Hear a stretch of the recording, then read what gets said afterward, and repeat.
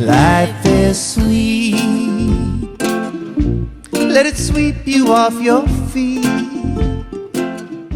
Hi, I am Allie with Find Your Joy, and today our wonderful guest is Iris. And Iris is a shamanic healer, mentor, and teacher, originally from Northern California and now living in Geneva, Switzerland.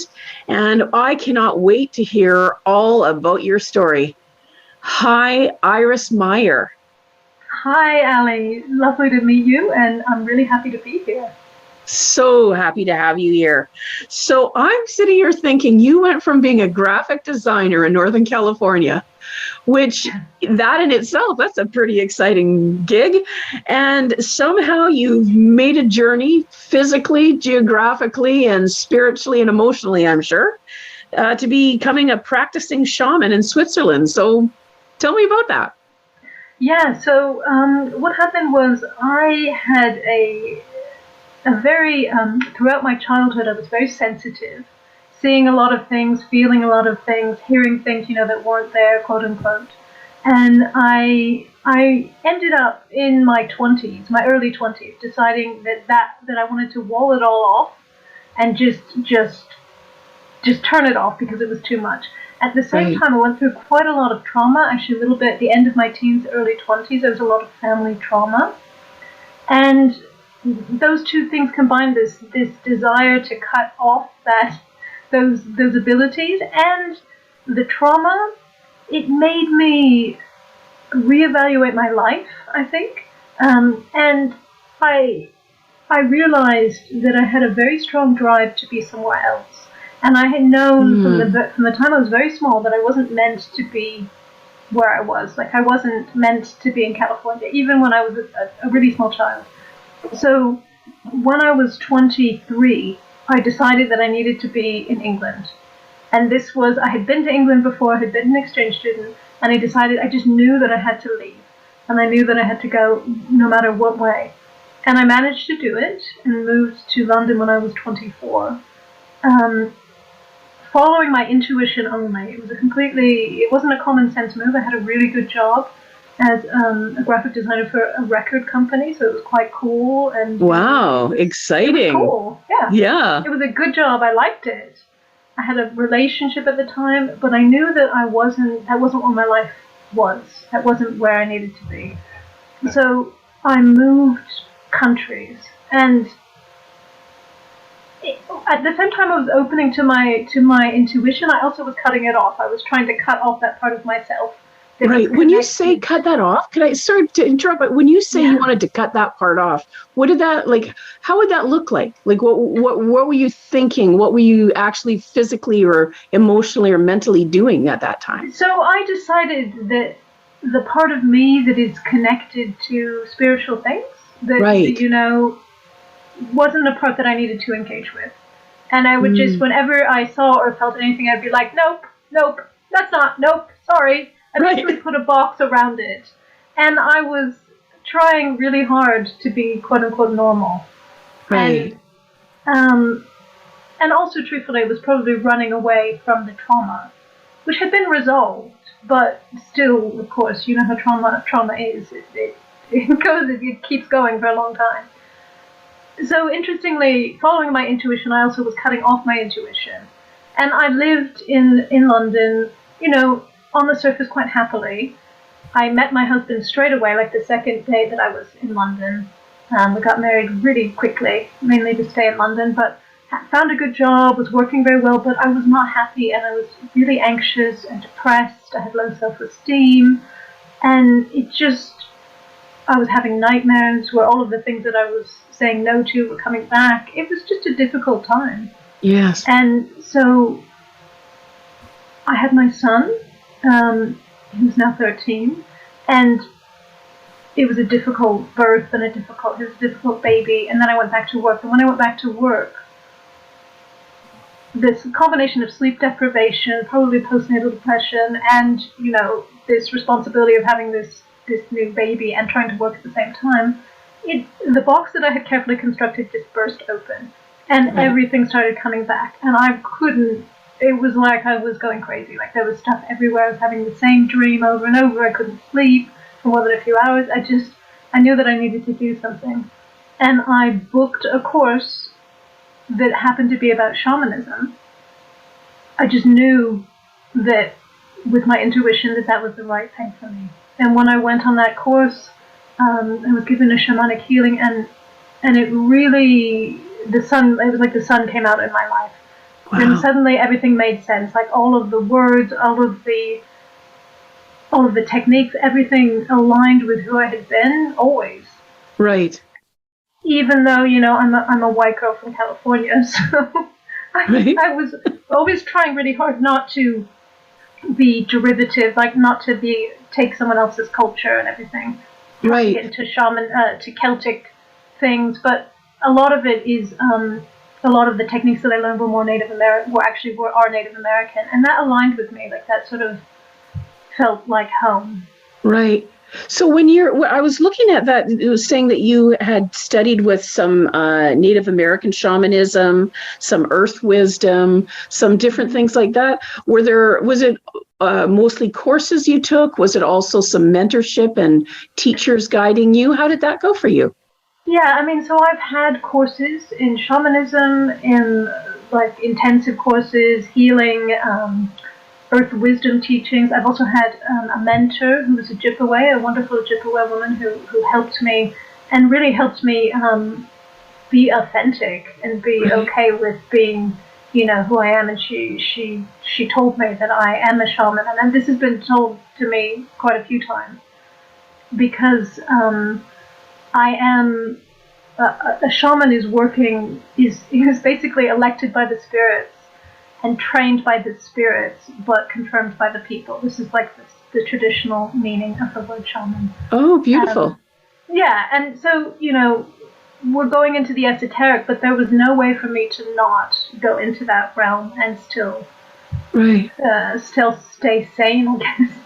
And following that, starting my training, just training for myself, just trying to get a hold of my own ego and all of the trauma, working through the traumas. It's very much a process like psychotherapy. It's just done in a different way. The more that I did that, the more it unfolded, and eventually my path opened, and I learned that I was, that I should heal people, which I didn't want to at first, and that at the time I was still working full time as a graphic designer. I had a really small child. And I thought, oh no, I can't do this. It's too hard to try and do both of those things. But I told my teacher at the time, there's going to be a way, my life will change and I'm going to be able to do this full time. And then 15 minutes later, my husband walked through the door. He'd just been to Switzerland, and he said, oh, I've been offered a job in Switzerland. You can do your healing thing. And I was Beautiful. Just like, okay, we're going to Switzerland then. And we did, and that was 7 years ago. Oh, that's wonderful. Not much back, yeah. So part of your, part of what I was reading, a specialty in magical alchemy, and I'm sure that somehow blends with the shamanism and earth wisdom. And what does it mean to have a specialty in magical alchemy? Yeah, more alchemical transformation, because magical alchemy sounds like I'm actually, changing lead into gold, because that is what the traditional definition of alchemy is, right? Like changing base metals into gold. But what it means from a shamanic and therapeutic standpoint is that I'm helping people transform those energies, those heavy energies, those parts of themselves that are holding them back, the lead, the stuff that's heavy in them, transforming that into gold, so releasing the power that's stored within. Because from a shamanic perspective, there is a lot of power in the darkness as well as the light. In the metaphysical community, in the therapeutic community, we're often concentrating on the light, on bringing in the light, helping, and there's a lot of dialogue around that. But the light and the darkness are the same, are parts of the same coin. The darkness is just denser light. And so to release that, to do the shadow work, or to do the trauma release, to do the healing work necessary to let those places, let the light shine in, and let that heaviness transform, is really, really important work. And that's sort of what I'm all about, is to help people learn to do their own transformation. I'm not doing it for them. Right. You know, like I'm teaching them, I'm giving them the tools. Sometimes it's an hands-on kind of healing, almost like a Reiki kind of thing, but often it's working them through a process, like a coaching kind of process, to look at the blocks and to feel them and to release them. So, and I'm not even sure. So I know sometimes it can be difficult to give language to something. But when you say that you work with a person to release the darkness or go into the shadows, I think that was the words that you used. What is that? Like, is there a way that you can say that in words to describe what it might look like when you're working with a person and you're working in the shadows? What does that look like? So one of the things, it's a sort of time-honored shamanic technique, which you may or may not have heard of, is something called soul retrieval. And that is the idea that we have an energy body, a soul, not like a Christian soul, but just that our whole energy, you could call it the aura, whatever you like, that is a body just like our physical body, but that can get injured, and parts of it can get stuck in past traumas generally, or flee, like run away if it feels traumatized. Right. I guide people, and through a process called soul retrieval, I will go and find those parts of the person. Like, for example, if they were beaten as a child, their soul might break off there, and we reintegrate that part of the person energetically, but also work through the feelings of that piece, of that self that was stuck. I love that. It's on a probably a different type of thing, but when I think of a person with DID, or a dissociative identity disorder, it's a bit about being shattered. It's about going back and retrieving the pieces. Actually, in my book, I talk about it like there's been a glass you've dropped on the floor, and how we need to be very cautious when we're picking up the pieces, because some of them hurt and we can cut ourselves. And so when you're saying that, I'm thinking, right, okay, so it's finding ways to bring back the parts that were scattered. Is that? Yeah, that were lost, and it really is that kind of breaking off. I mean, it's the shattering is particularly seen with someone who has a serious psychiatric disorder. It actually does look like that energetically. Yes. Like, it looks like broken glass, and they're in fragments everywhere. Normal people, everyone has this kind of thing, because trauma, as you know, is relative. It could be someone making fun of you in class, up to, horrific abuse as a child or as an adult. Even surgery causes trauma. Absolutely. It's all relative.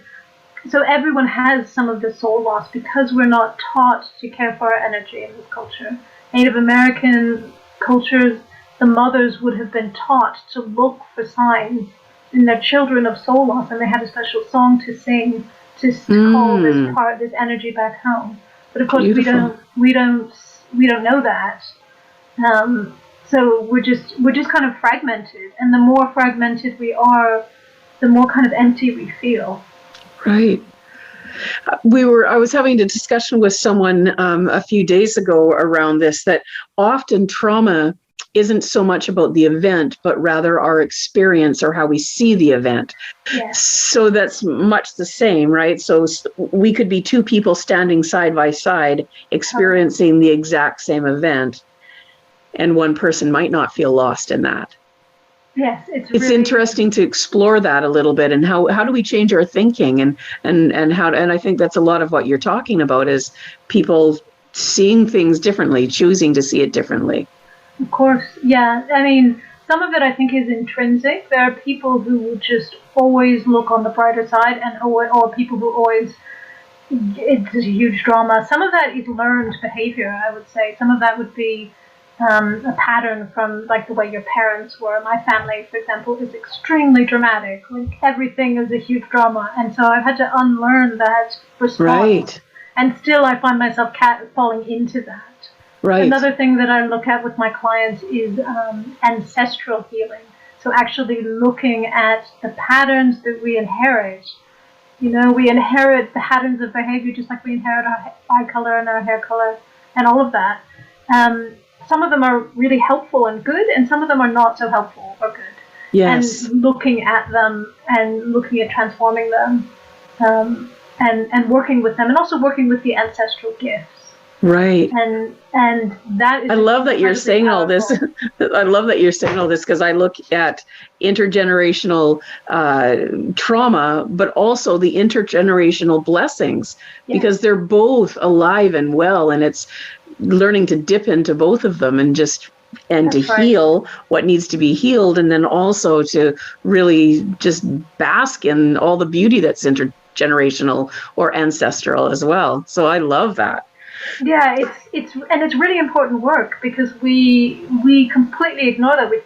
We tend to think in the West, in our culture, that we're just like born and we're a separate entity from everything. That we're just it's just us and we have our personality, but we have these huge gifts and burdens that we're carrying on behalf of all of our ancestors. Yes. And so transforming them, looking at them, being aware of them, and clearing them is really powerful work, and it can really transform your life.